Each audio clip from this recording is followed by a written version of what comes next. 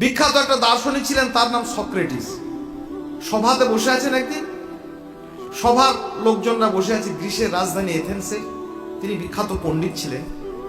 সক্রেটিসকে সেদিনের তার যারা অনুষঙ্গী, সেদিনের তার যারা ছাত্র, তারা বলছেন, আবেদন জানাচ্ছেন যে স্যার, আজকে আমাদের কাছে একটা বিষয় ক্লিয়ার করুন, প্রকৃত সত্য আমরা পাই না কেন?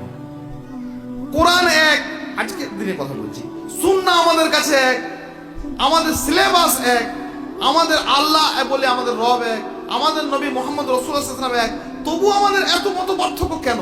কে তৈরি করলো? সক্রেটিসকে প্রশ্ন করছে তার ছাত্রেরা যে আপনি আমাদের কাছে একটা বিষয় ক্লিয়ার করুন, মানুষ সত্য পায় না কেন? সক্রেটিস বলেন ঠিক আছে আমি বলছি বলে তিনি চেয়ার ছেড়ে উঠে দাঁড়ালেন, বাগানে গেলেন, একটা আপেল নিয়ে এলেন, লাল টুকটুকে একটা আপেল। এসে বলছেন, এটা দেখতে পাচ্ছ তোমরা কি? সবাই বলছে আপেল। কেউ কেউ চুপ করে রয়েছে। বলে আরে এটা কি দেখতে পাচ্ছ না? বলে হ্যাঁ এটা দেখতে পাচ্ছি তো, একটা আপেল। বলে এর গন্ধ পাচ্ছ? এক দুজন বলছে হ্যাঁ স্যার গন্ধ পাচ্ছি। তখন সবাই বলতে শুরু করেছে হ্যাঁ খুব সুন্দর একটা গন্ধ। উনি ওটা নিয়ে গিয়ে আবার কারো কাছে নাকের কাছে একটু শুকাচ্ছে, দেখো গন্ধ পাচ্ছ না? হ্যাঁ স্যার খুব সুন্দর গন্ধ পাচ্ছি। চেয়ারে এলেন, চেয়ারের কাছে এসে তিনি দাঁড়িয়ে আপেলটাকে শূন্যে ছুঁড়ে দিলেন। ঠক করে সশব্দে মাটিতে আপেলটা পড়লো, পড়ে টুকরো হয়ে গেল, টুকরো টুকরো। টুকরোগুলো তিনি তুলে দেখাচ্ছেন। ছাত্রেরা তো হতবাক, মাটির সব টুকরো ঢিল, আপেল নয় মাটির ঢিল, সুন্দর করে রং করে আপেলের মতো তৈরি করা হয়েছিল। ছাত্ররা তো কাচুমাচু, এ বেশ ভারী মজার কথা হলো। সক্রেটিস বলেছিলেন শোনো, ঠিক এই কারণেই তোমরা শুধু নয়, দুনিয়ার অধিকাংশ মানুষ প্রকৃত সত্যটাকে পায়নি। কি কারণ? ছাত্রেরা তাকিয়ে আছে তার মুখের দিকে হাঁ করে। সক্রেটিস বলছেন আশ্চর্য কথা, তোমরা আমার কথা শুনে বিশ্বাস করলে, কি জন্য করলে? এটা তোমাদের কাছে নিয়ে গেলাম, তোমাদেরকে নাকে শোকালাম, কেউই তোমরা সবাই জিজ্ঞাসা করলে, সবাই তোমরা এক বাক্যে স্বীকার করলে যে এর একটা গন্ধ আছে।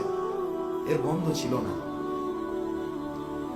তোমরা যে ভুলটা করলে, এই ভুলের মস্ত বড় কিছু কারণ আছে। তার মধ্যে বড় কারণ হচ্ছে আমি নিজে। আমি যখন একটা নিয়ে এসেছি তোমাদের এত বড় একজন দার্শনিক গ্রিসের এথেন্সের, তখন তোমরা ভেবেছিলে যে আমি যখন একটা বাগান থেকে কিছু নিয়ে এসে বলছি এটা আপেল, তখন তোমরা ভাবলে নিশ্চয়ই সক্রেটিস বলছেন তাহলে নিশ্চয়ই আপেল। কিন্তু আমিও যে ভুল করতে পারি এটা তোমাদের মাথা থেকে চলে গেছিল। এটা একটা বড় ভুল। আর দ্বিতীয় ভুল, আপেলের তোমরা দুটি জিনিস দেখেছো, একটা আপেলের রং আর আপেলের ঢং, কিন্তু দুটো জিনিস তোমরা দেখোনি, সেটি হচ্ছে আপেলের স্বাদ আর আপেলের গন্ধ।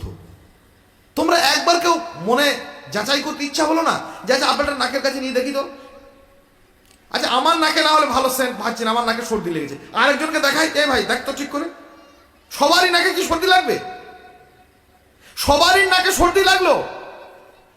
সবারই কি চোখ অন্ধ হয়ে গেল?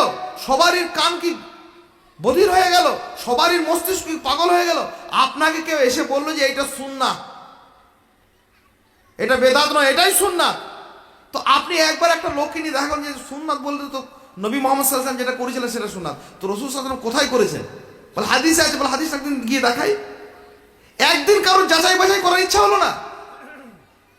সবাই যদি বলেন আমার নাক বন্ধ হয়ে আছে, আমি বুঝতে পারি না, আপনি যা বলেছেন সেটাই ঠিক। আমার কান বন্ধ হয়ে আছে, আমি শুনতে পাইনি, আপনি যা বলছেন ওটাই ঠিক।